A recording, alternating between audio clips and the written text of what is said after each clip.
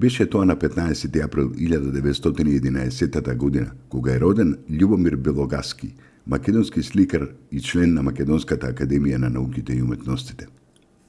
Белогаски е еден од представниците на првата генерација македонски современи сликари и основоположник на македонската современа уметност, како и врвен мајстор на акварелот. Беше долгогодишен професор во школата за применета уметност, каде во 1947 година во соработка со графичарот професор Кокотовиќ од Загреб го формира графичкиот одел. Од 1949 година преминува на работа во новооснованиот технички факултет, при неговиот архитектонски одел во Скопје се до 1981 година, кога е пензионира како редовен професор. Неговиот творечки опус е одбележан со многобројни самостојни и групни изложби во Македонија и низ поранешните југословенски простори.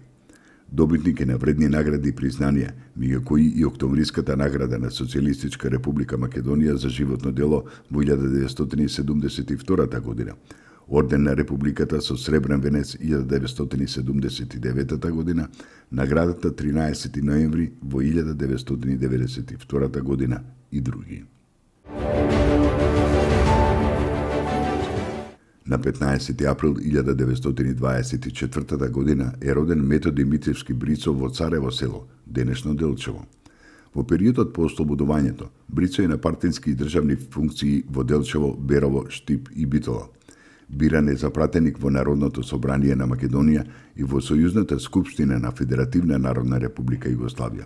Бил министер за земјоделство, генерален секретар на владата, подпредседател на извршниот комитет на Централниот комитет и на владата на Народна република Македонија.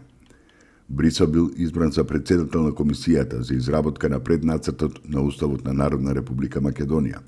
Во тоа својство, кон крајот на летото, со другите членови на Уставната комисија интензивно работи и на највисокиот државен акт на Македонија во Титовата вила во Охрид. На 17. септември 1962 година трагично го загубил животот во водите на Охридското езеро под неразјаснети околности.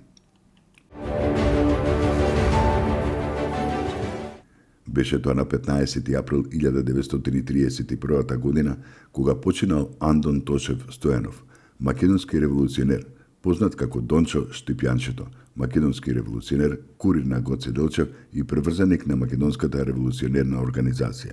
Роден е во селото Ерџелија, Штипско, во 1867 година.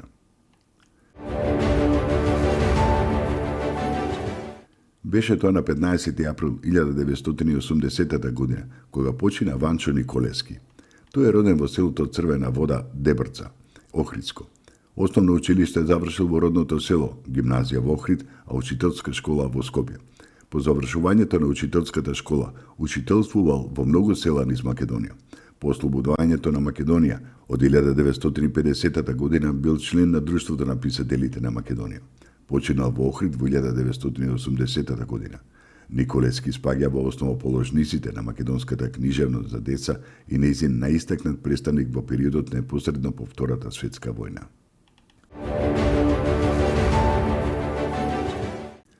На 15. април 1992 година во касаните во Скопје, Битола, Штип и Охрид пристигнаа првите регрути од регуларниот состав на армијата на Република Македонија.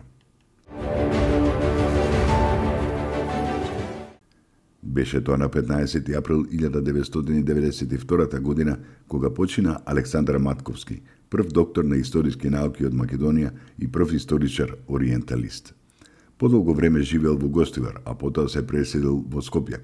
Како член на Комунистичката партија на Југославија и учесник во НОБ од 1941 година, бил уапсен и како малолетник бил осуден на 10 години строг затвор. Во затворските денови напишал многу песни на македонски јазик, зачувани во архивот на Македонската академија, дел од нив објавени по ослободувањето. Добитник е на повеќе награди и признанија. Членувал во Македонската академија на науките и уметностите од 1985 година.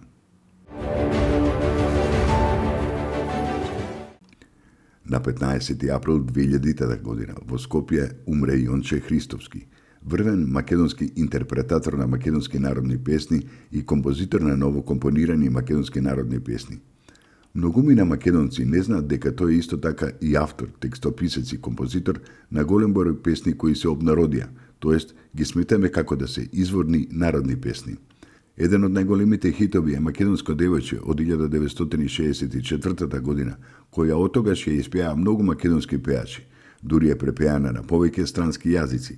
Автор е на многу ново создадени песни, од кои повеќето се веќе обнародени, како Македонско девојче, Едно име имаме, Ај засвирете ми чалги, Ако умрем или загинам, Ој Вардаре македонски, Куќе имам на Пелистер и други.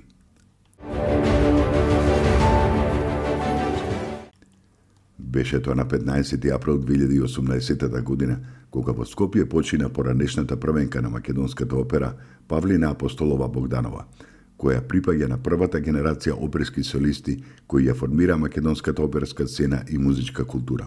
До нејзиното заминување во пензија, со изведби на 40 главни улоги и познати арии во речиси половина од дотогаш изведените оперски примери во македонската опера и балет, беше вреднуван и ценет вокал.